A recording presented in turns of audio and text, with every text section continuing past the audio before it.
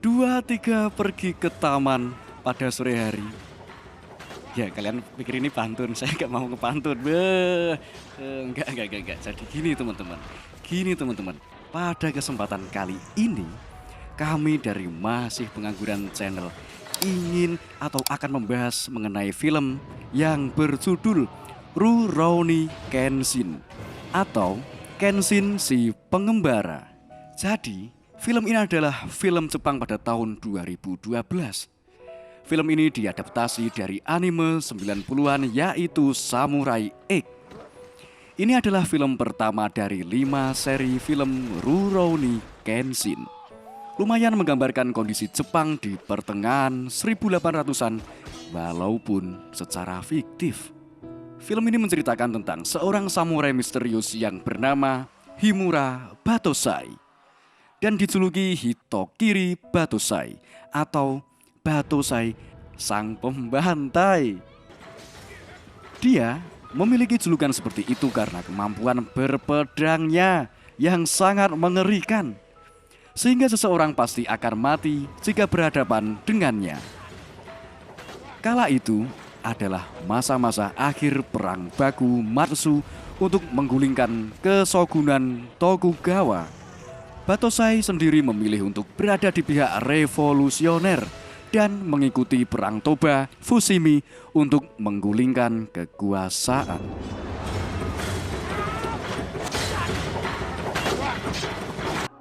Singkat cerita, pihak revolusioner ini menang melawan kesogunan yang didukung oleh banyak pihak, termasuk unit samurai elit Shinsengumi. Saat itu, Batosai ditantang oleh Kapten Divisi Ketiga Shinsengumi, yaitu Saito Hajime untuk bertarung. Namun Batosai hanya menancapkan pedangnya di tanah dan pergi begitu saja. Itu menandakan bahwa ia telah lelah untuk saling bunuh terus-menerus dan diketahui bersumpah untuk tidak membunuh orang lagi. Tak lama kemudian, pedang itu ditemukan oleh seseorang Hitokiri lainnya yang secara mengejutkan masih hidup setelah perang usai. Setelah memegangnya, dia bisa merasakan bahwa pedang tersebut telah mencabut begitu banyak nyawa dan sadar bahwa pedang itu milik Hitokiri Batosai. 10 tahun kemudian, era telah berganti karena kaisar yang baru telah berkuasa. Dan Batosai pun telah menjadi seorang pengembara untuk menebus dosa-dosanya. Ia pun sampai di Tokyo. Saat itu, di wilayah Tokyo telah terjadi sebuah teror di mana banyak pembunuhan sadis yang mengatasnamakan Hitokiri Batosai. Namun Saito Hajime, mantan samurai elit Shinsengumi yang sekarang menjadi perwira polisi, curiga bahwa itu hanyalah ulah Batosai palsu. Jadi gini teman-teman, BTW Saito Hajime udah ganti nama jadi Fujita Goro. Di real life sejarahnya juga gitu soalnya. Jadi kalau aku nggak ngomong sesuai ini, ntar kalian marah. Oke, lanjut. Saat itu, Himura Batosai telah mengganti namanya menjadi Himura Kenshin. Ia melihat poster tentang buronan yang mengatasnamakan Batosai. Dan tiba-tiba ia dihampiri seorang wanita bernama Kamiya Kaoru yang mencurigainya karena membawa katana di pinggangnya. Diketahui bahwa di era itu penggunaan katana telah dilarang keras oleh pemerintah baru. Kaoru mencoba menyerang Kenshin dengan sebilah pedang kayu yang dibawanya. Kesalahpahaman itu pun hilang karena Kenshin memperlihatkan katana yang dibawanya memiliki mata terbalik atau tumpul di sisi yang seharusnya tajam. Katana itu dinamakan Sakabato. Katana mobil kak? Bukan. Itu Suzuki Katana. Oke, lanjut. Maaf ya teman-teman.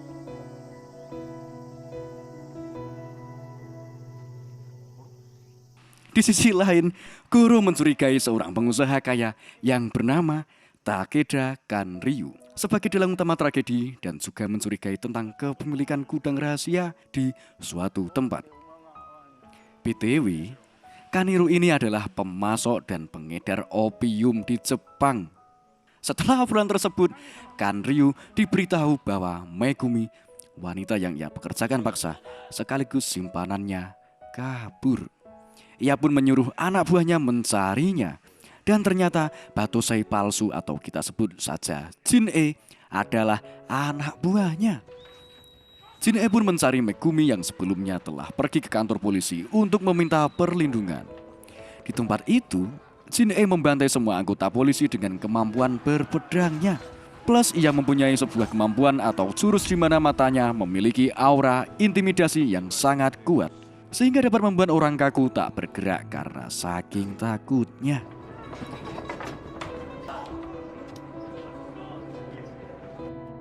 Namun, untungnya Megumi dapat melarikan diri sebelum Jin-e dapat menemukannya. Secara kebetulan, di jalan, Jin-e bertemu dengan Kaoru yang yakin bahwa Jin-e adalah Hitokiri Batosai. Kaoru pun melawan Jin-e dengan pedang kayunya dan berakhir dihajar. Namun, sebelum Jin-e menebas Kaoru, Kenshin datang menyelamatkannya.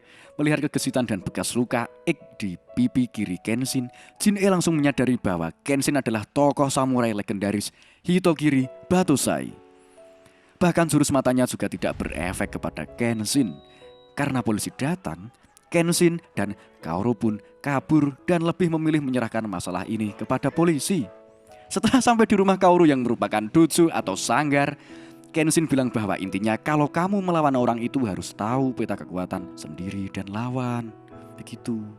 Kaoru ingin melawan Batosai karena ideologi mendiang ayahnya, yaitu pedang untuk kedamaian, bukan untuk membunuh.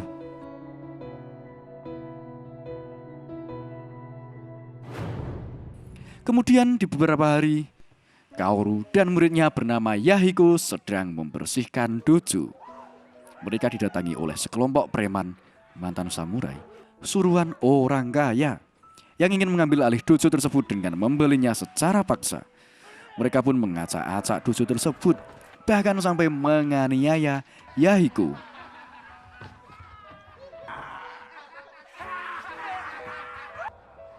Namun Kenshin datang dan melawan preman-preman itu dengan pedang mata terbaliknya.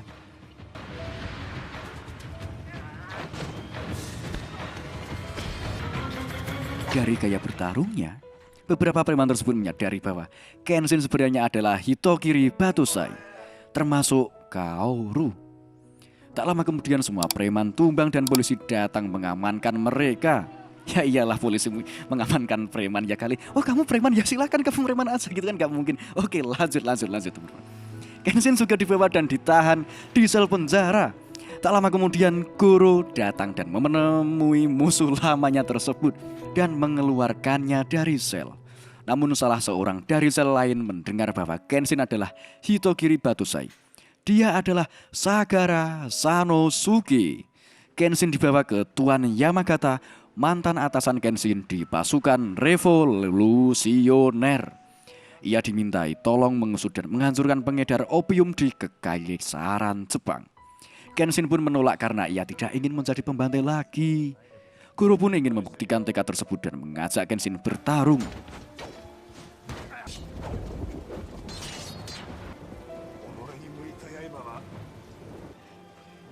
Setelah membuktikan tekadnya, Kenshin pun dibiarkan pergi. Ternyata di luar, Kaoru telah datang menjemputnya dan meminta agar Kenshin menetap di dojo. Singkat cerita, Kenshin pun mau dan kembali ke dojo bersama Kaoru. Di situ, mereka dikagetkan oleh Megumi yang ada di dojo tersebut karena sebelumnya meminta tolong dan diselamatkan oleh Yahiko. Mereka berempat pun menjadi keluarga yang cukup dekat. Suatu hari saat mereka sedang makan di sebuah kedai, Kanryu dan anak buahnya mendatangi Kenshin. Intinya, Kanryu ingin mempekerjakan Kenshin setelah mendengar kabar bahwa ia telah mengalahkan 10 preman sendirian. Kenshin pun menolak. Dan tiba-tiba Sanosuke datang dan menantang Kenshin untuk membuktikan siapa yang lebih layak untuk dipekerjakan. Selain itu, Sanosuke juga membeberkan identitas masa lalu Kenshin, yaitu Hitokiri Batosai. Mereka pun bertarung dan dilihat oleh banyak orang. Dan akhirnya Kenshin menyadarkan Sanosuke, apa kamu mau bertarung demi orang seperti Kanryu? Gitu. Dan tentu saja setelah dipikir-pikir Sanosuke juga tidak mau. Di sisi lain, teror pembunuhan dari Jin-E masih saja berlanjut. Saat itu Kenshin pergi ke TKP untuk melihat-lihat. Kenshin melihat para keluarga korban yang menangisi kematian mereka. Saat itu juga ia mengingat masa-masa kegelapannya saat ia membantai banyak orang. Di masa kegelapan itu, seorang samurai yang dilawannya memberikan luka di pipinya dengan usaha keras demi untuk hidup dan bertemu keluarganya kembali.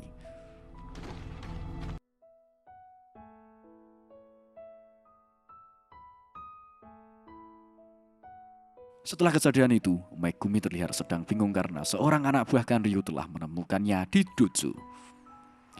Megumi tidak bilang kepada siapapun, namun beberapa waktu kemudian ada orang tua yang membawa anak mereka yang sakit ke dojo untuk meminta pertolongan. Setelah dicek, ternyata sumber air sudekat, bukan, ternyata sumber air di wilayah itu telah diracun. Orang-orang yang sakit pun bertambah banyak. Bahkan Sanosuke juga membantu beberapa orang yang keracunan. Dengan susah payah, mereka pun mengobati para pasien dengan kemampuan Megumi sebagai tabib dari klan yang sudah hilang. Setelah semua berangsur membaik, Megumi dan Kenshin berbicara di pinggir sungai. Di tempat itu, Megumi akhirnya mengaku bahwa dirinya adalah orang yang bekerja untuk memurnikan opium dan menjadi wanita simpanan Kanryu. Megumi pun berpikir untuk menyerahkan diri kepada Kanryu agar orang-orang di sekitarnya selamat dan tidak terkena masalah karena dirinya. Karena telah mengganggu kehidupan pribadi dan sekitarnya, Kenshin memutuskan untuk bertarung. Sanosuke juga menawarkan kekuatannya untuk menghancurkan Kanryu dan pengikutnya yang berjumlah ratusan. Mereka berdua pun pamit kepada Kaoru dan Yahiko yang sebelumnya ingin ikut bertarung juga, tapi telah dicegahnya. Di sisi lain, Megumi telah bertemu Kanryu dan menyandranya dengan niat membunuhnya. Namun karena kekuatan Megumi yang tak seberapa, usahanya pun gagal dan malah menjadi bulan-bulanan Kanryu. Akhirnya di luar terdengar sebuah pertarungan skala besar yang tak lain adalah serbuan Kenshin dan Sanosuke.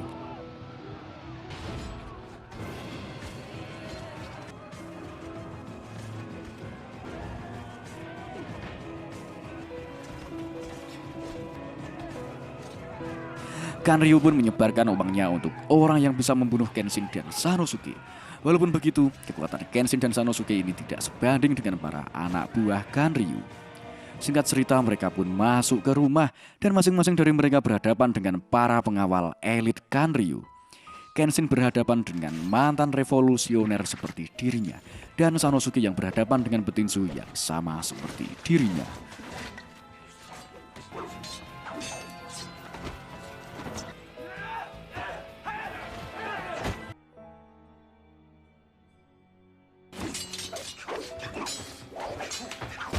Alhasil mereka berdua pun menang walau harus dengan susah payah. Dengan begitu mereka harus berhadapan dengan Kanryu yang menggunakan senapan mesin. Kemudian tiba-tiba guru datang untuk membantu mereka. Dengan sedikit strategi dan muslihat, akhirnya Kenshin dapat menangkap Kanryu dan langsung diserahkannya kepada guru yang membantu mereka. Kenshin pun langsung menolong Megumi yang sedang disekap. Namun Megumi mengatakan bahwa Kenshin harus pergi menyelamatkan Kaoru yang sedang diincar oleh Jin-E. Dan benar saja, Kaoru sedang disekap di sebuah hutan saat Kenshin tiba untuk menyelamatkan Kaoru. Jin-E ingin membuat Hitokiri Batosai bangkit dan menjadi teror seperti dulu lagi. Mereka pun bertarung, namun karena Kenshin selalu menahan diri, ia berkali-kali terluka dan tidak terlihat unggul dalam pertarungan.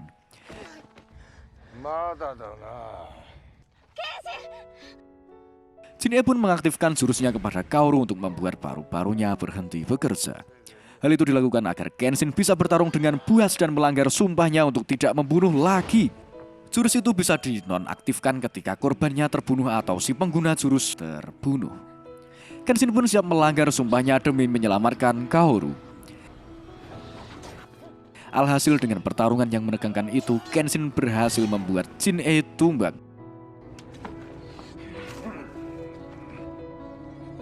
Bahkan Kenshin menggunakan jurus Hiten Mitsurugi Ryu Batou Jutsu Shoryusen untuk mematahkan tulang dan otot siku Jin-E, dan dipastikan ia tidak akan bisa berpedang lagi untuk selama-lamanya.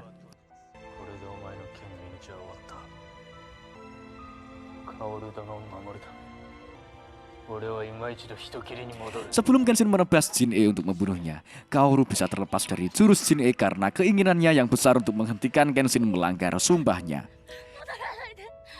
Jin-E bangun dan ingin menyelesaikan pertarungan. Untuk menyelesaikannya, Jin-E membelah perutnya sendiri dan berpamitan dengan memberikan pertanyaan yang cukup sulit untuk dijawab oleh Kenshin. Kemudian Jin-E pun tewas dengan bunuh diri. Setelah itu, Kenshin yang membawa Kaoru bertemu dengan Goro. Goro memberikan pertanyaan yang cukup mirip dengan pertanyaan Jin-E. Pertanyaannya apa, Kak? Enggak usah, aku enggak mau bercanda biar kalian enggak marah. Oke? Oke.